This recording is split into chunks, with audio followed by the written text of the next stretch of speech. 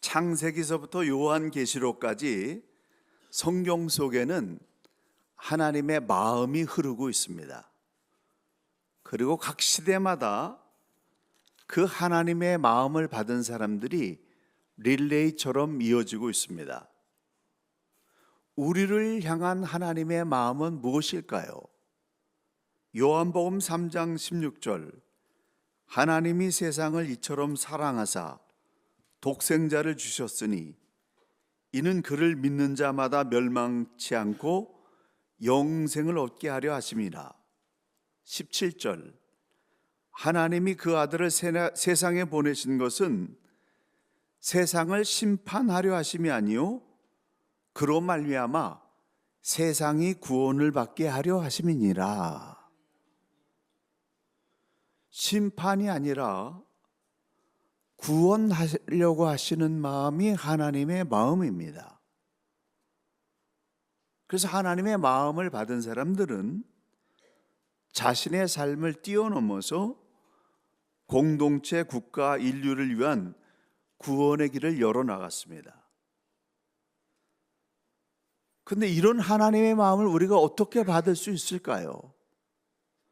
수많은 허다한 믿음의 선조들이 어떻게 하나님의 마음을 받을 수 있었을까요? 하나님의 마음을 받는 일은 사람의 힘과 노력으로 되는 것이 아니라 하나님께서 위로부터 일방적으로 주셔야만 받을 수 있는 겁니다. 그래서 기독교는 계시의 종교입니다. 하나님께서 부어주셔야 은혜 받을 수 있고 구원받을 수 있는 것입니다. 다른 종교는 사람이 노력해서 신에게 다가가는 것이지만 기독교는 위로부터 내려오는 전적인 하나님의 은혜로만 구원받음이 가능합니다.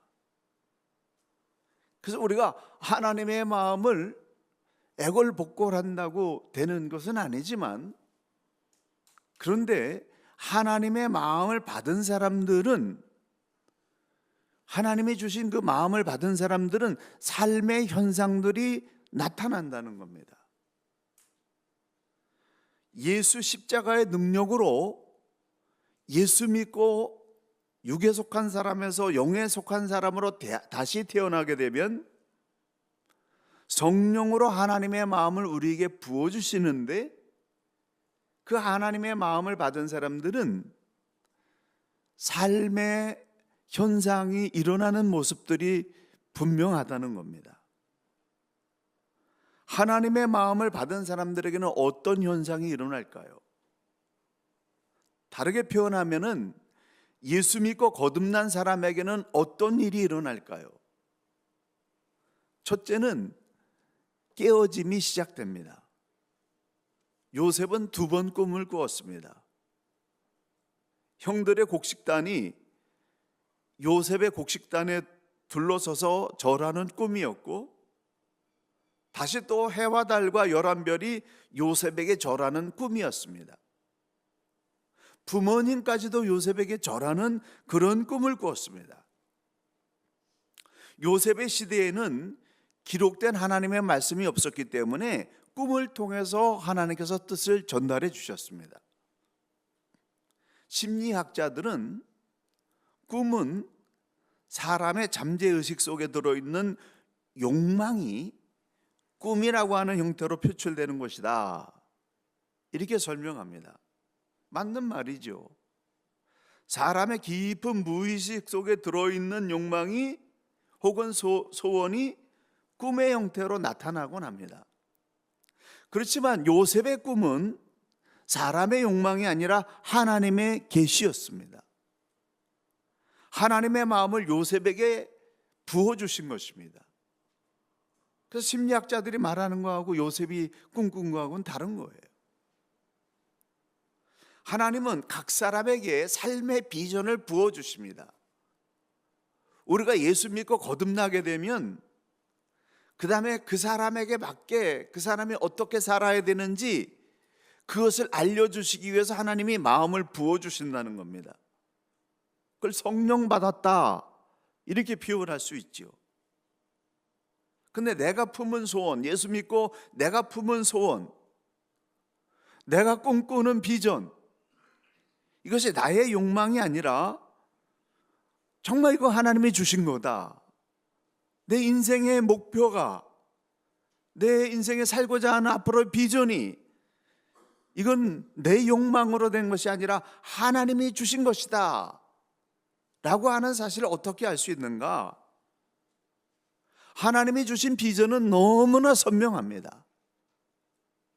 하나님이 주신, 각 사람에게 주신 비전은 다 달라요. 어떤 사람은 구제를 통해서, 어떤 사람은 성교를 통해서, 어떤 사람은 교육을 통해서, 어떤 사람은 재물을 벌어서 하나님의 영광을 드러내는 그런 비전을 각 사람에게 맞게 다 하나님께서 주시는데, 그런데 그 모든 비전은 무엇을 위한 비전이냐면 사람을 살리기 위한 비전이다 라고 하는 겁니다. 그래서 사람을 살리는 꿈을 하나님께서 각 사람의 재능과 은사에 맞게 각각 다르게 주시는데, 내가 정말 주를 위해서 이런 일을 해야 되겠다, 이렇게 사람을 살리고 구원해야 되겠다라고 그런 꿈을 품게 되는 순간부터 어떤 일이 일어나게 되면 깨어짐이 시작됩니다. 왜냐하면 사람을 살리는 일을 하려고 한다면은 현재의 간장종지만한, 간장종지가 뭔지 모르시는 분 거의 없겠죠.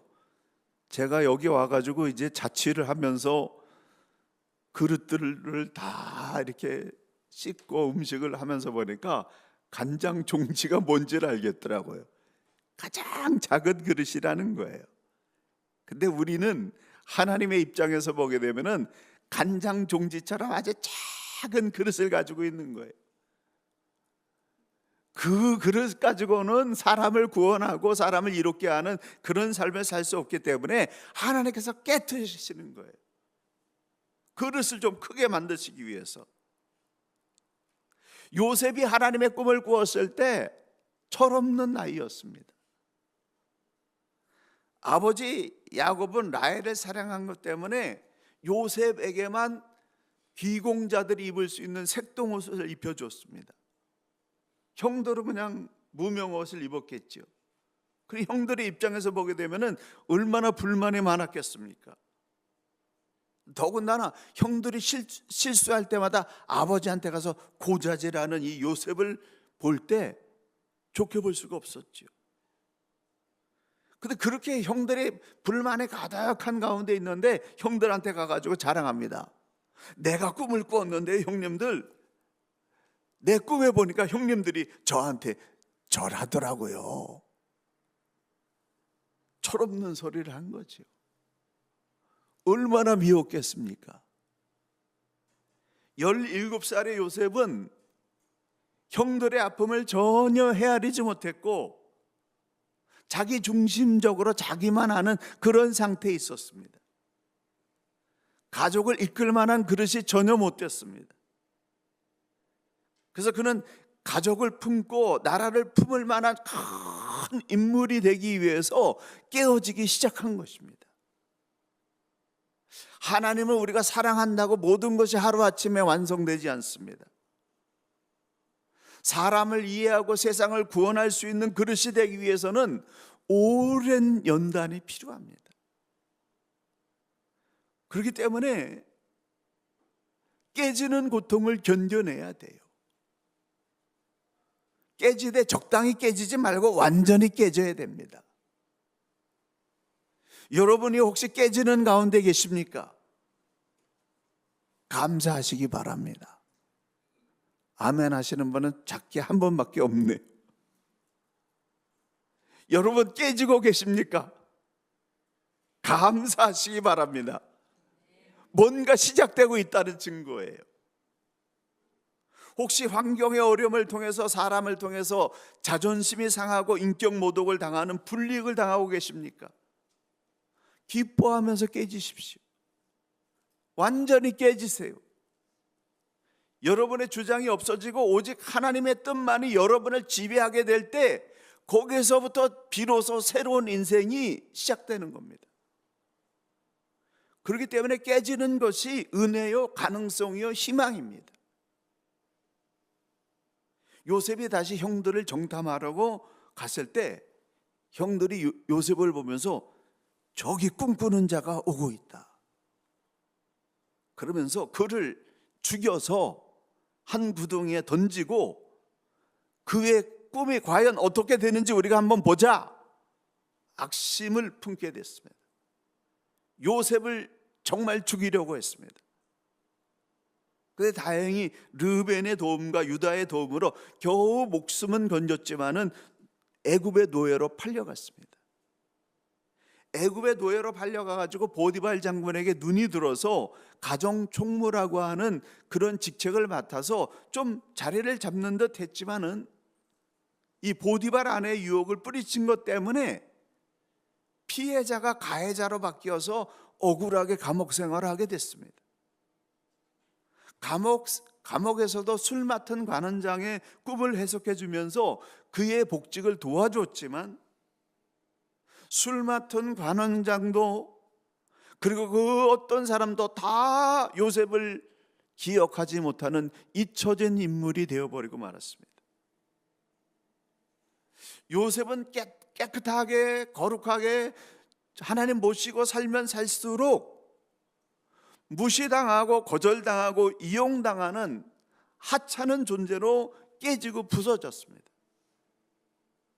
그리고 그 깨짐의 마지막 단계는 뭐냐면은 2년간 어두운 감옥에 갇혀서 아무도 찾아주지 않는 잊혀진 존재, 버려진 존재가 되어버렸습니다. 그런데요, 그런 과정을 견뎌내야만 명품이 나오는 거예요. 주님의 교회가 여러 가지 많은 어려움이 있지만은 이 과정을 견뎌내야 됩니다. 견뎌내게 되면은 나라는 존재가 완전히 지워지는 참담한 이 세월을 견뎌내면은 그 터널 끝에는 하나님의 시간이 기다리고 있습니다.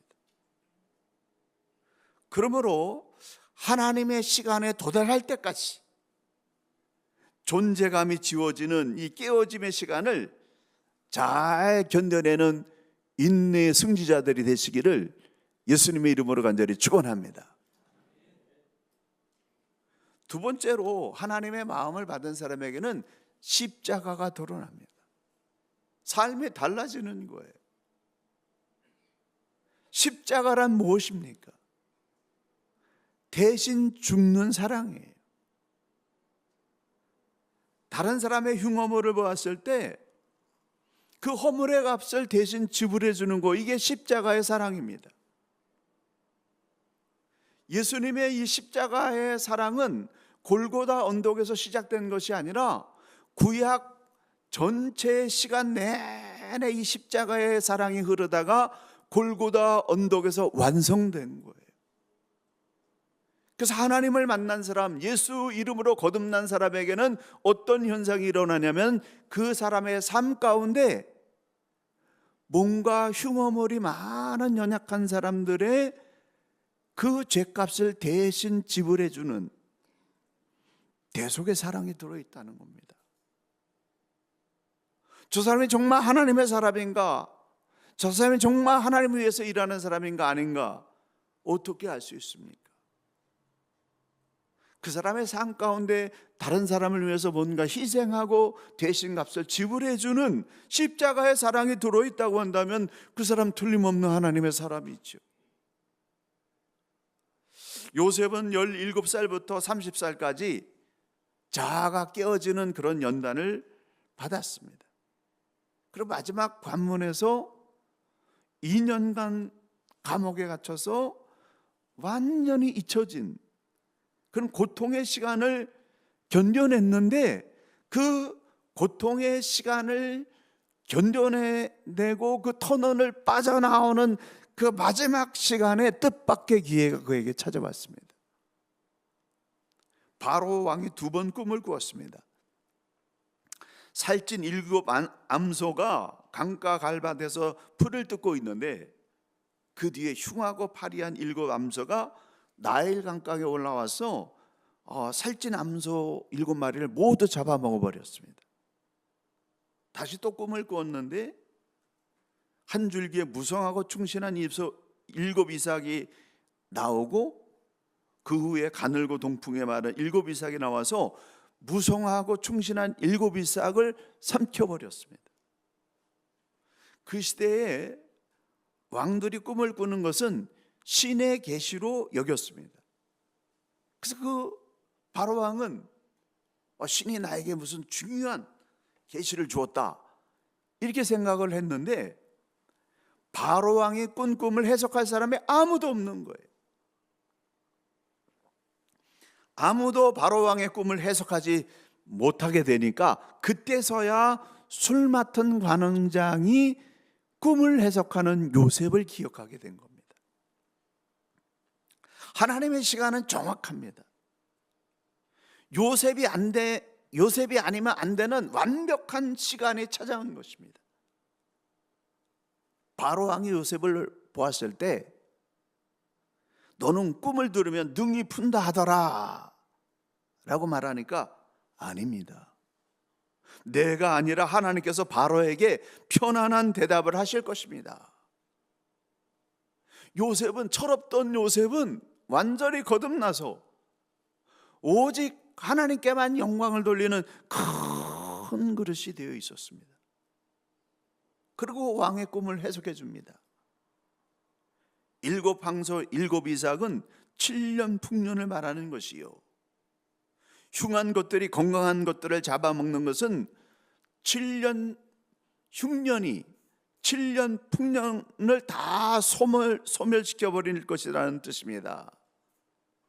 또한 2번 꿈을 꾸신 이유는 이 일이 속히 일어날 것이라고 하는 그런 뜻입니다.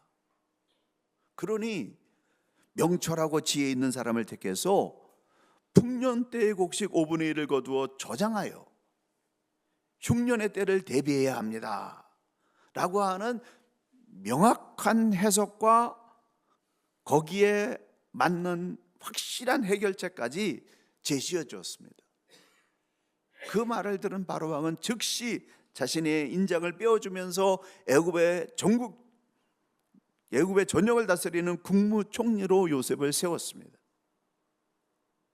애굽을 구원하고 세상을 구원할 그러한 준비가 갖춰졌을 때 하나님께서 요셉을 발탁하셔서 그에게 역량을 발휘할 수 있도록 기회를 주셨다, 이렇게 볼 수가 있습니다.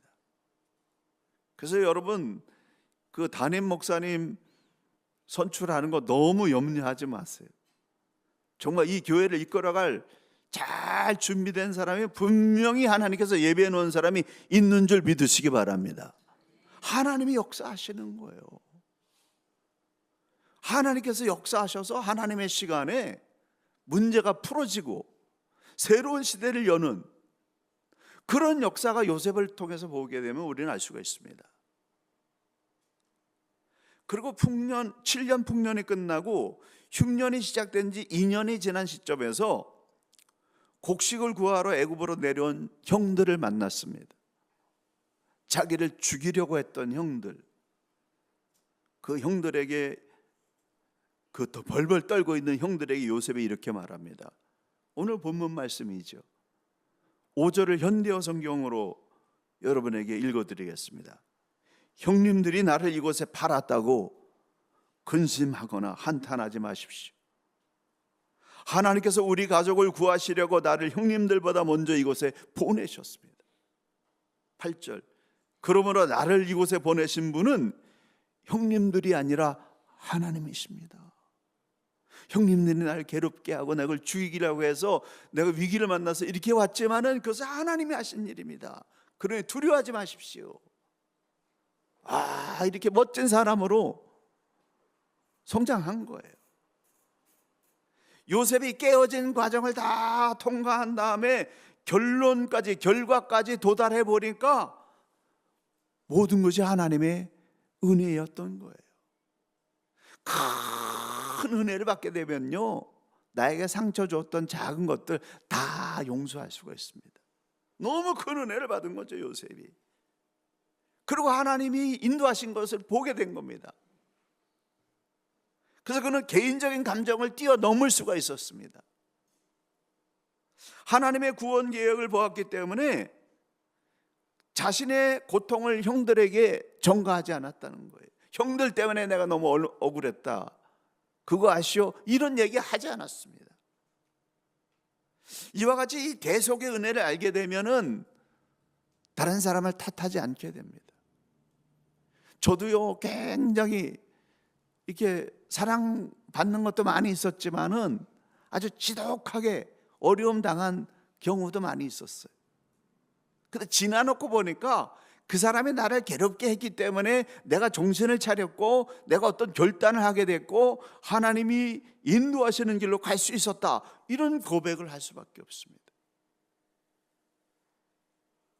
오히려 다른 사람의 연약함과 실수를 나중에 이해하게 되고 그들이 왜 그렇게 하소연했는가, 왜 그렇게 지독하게 나를 괴롭혔는가, 이게 이해가 되는 거예요. 그리고 그 아픔을 공유하게 되고 값을 대신 지불해 줄 수 있는 넉넉한 마음을 소유하게 되는 그런 역사가 일어나는 겁니다. 그 믿음의 단계까지 저와 여러분이 나가야 될 줄로 믿습니다. 창세기 49장에 보게 되면은 야곱이 마지막으로 창세기 50장까지 되어 있기 때문에 이제 마지막 결론으로 들어가게 되는데 49장에 야곱이 아들들을 다 불러서 유언을 남깁니다. 근데 그 유언에서 가장 큰 혜택을 받은 사람이 누구냐면은 유다였어요. 왜 유다가 가장 큰 복을 누렸을까? 처음에 유다는 미미한 존재였습니다. 네 번째 아들로 묻혀 있었고 지극히 평범했고 며느리에게 속아서 자손을 이어가는 그런 둔감한 사람이었습니다. 근데 유다가 어떻게 리더십의 축복, 다윗의 왕권을 만들어내는 그런 왕의 복을 받을 수 있었을까? 유다는 평범한 사람이었지만은 가족이 위기를 당할 때마다 완전히 달라졌어요. 뉴질랜드 사람들이 키위를 좋아한다고 그래요. 키위새. 우리가 볼 때 키위가 아주 둔감하고 좀 저걸 왜 국조로 여겼나 이렇게 생각할지 모르는데 이 키위가 평상시에는 별 볼일 없지만 위기가 발생하면은 용맹하게 바뀐다고 그래요. 그래서 좋아한다고 합니다. 근데 유다가 그런 사람이에요.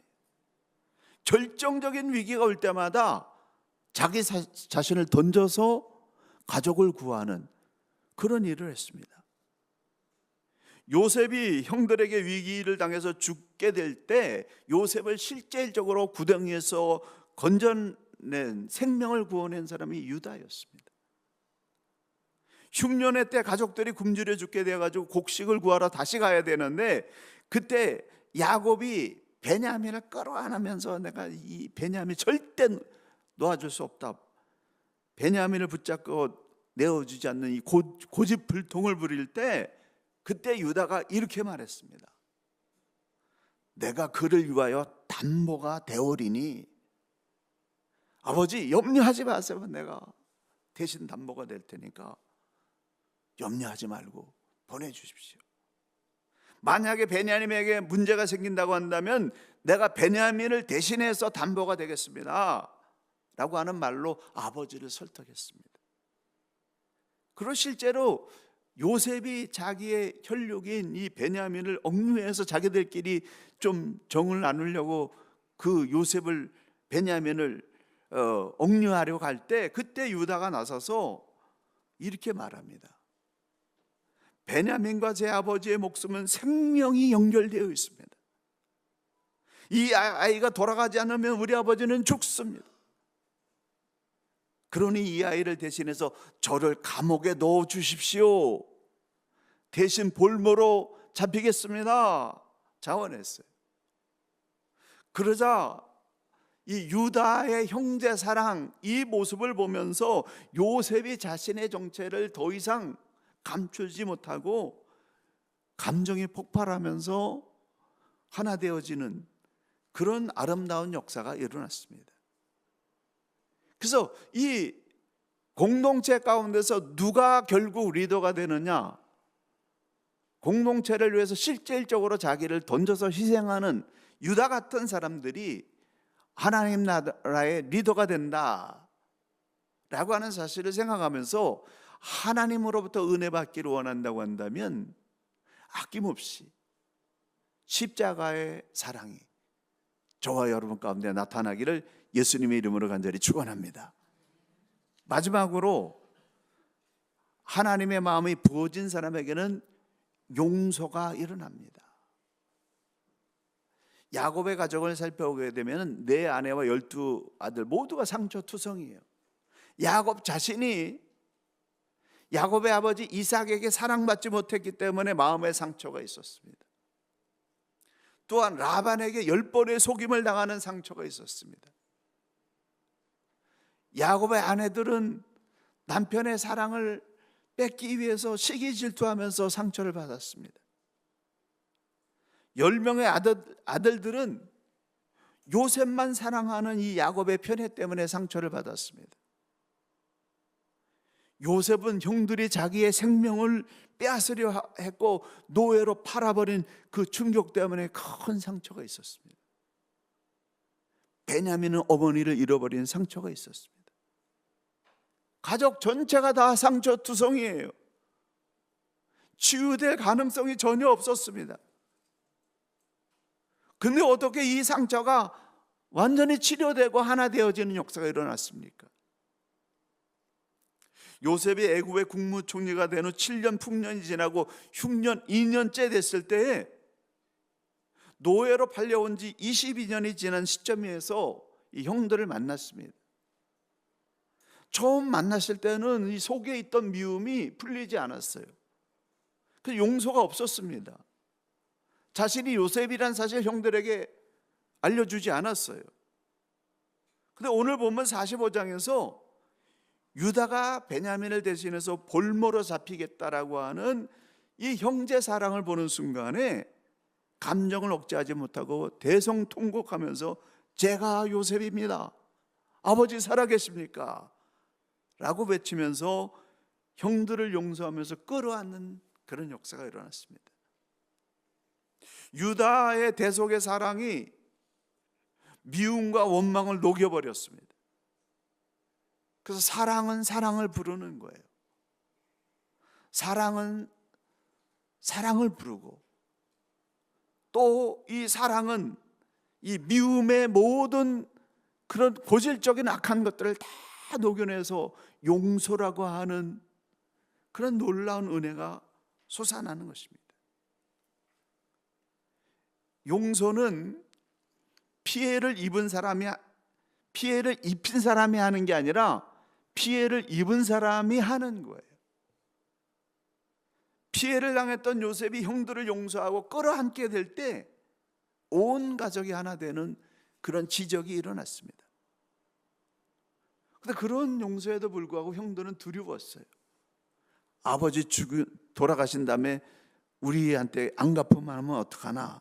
그래서 실제적으로 야곱이 죽은 후에 장사가 끝나자마자 형들이 비굴하게 요셉에게 이렇게 말했습니다. 아버지가 형들이 허물과 죄를 용서하라 하셨으니 우리 죄를 용서하소서.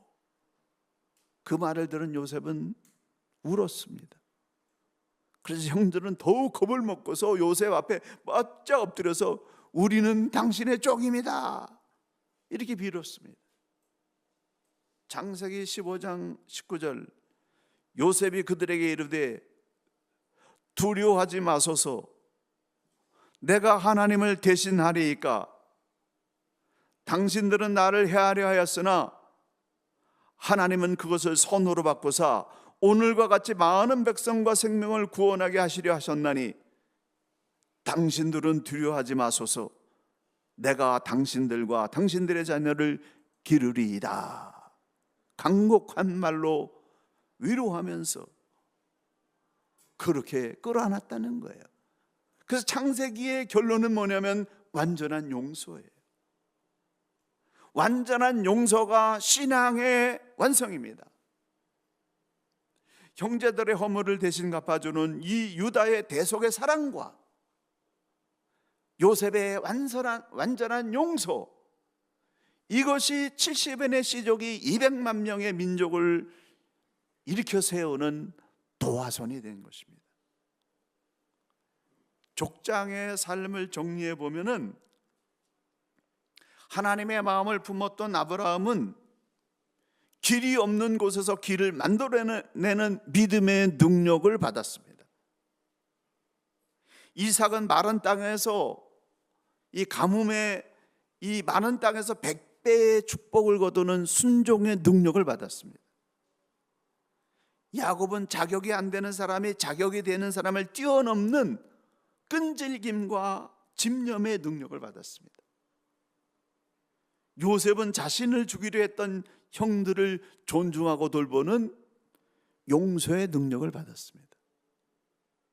사랑하는 성도 여러분, 하나님의 마음을 품고 살아가는 사람에게는 자기 삶의 결박과 세상의 모든 그런 문제들의 결박을 풀어낼 수 있는 능력이 이미 주어져 있습니다.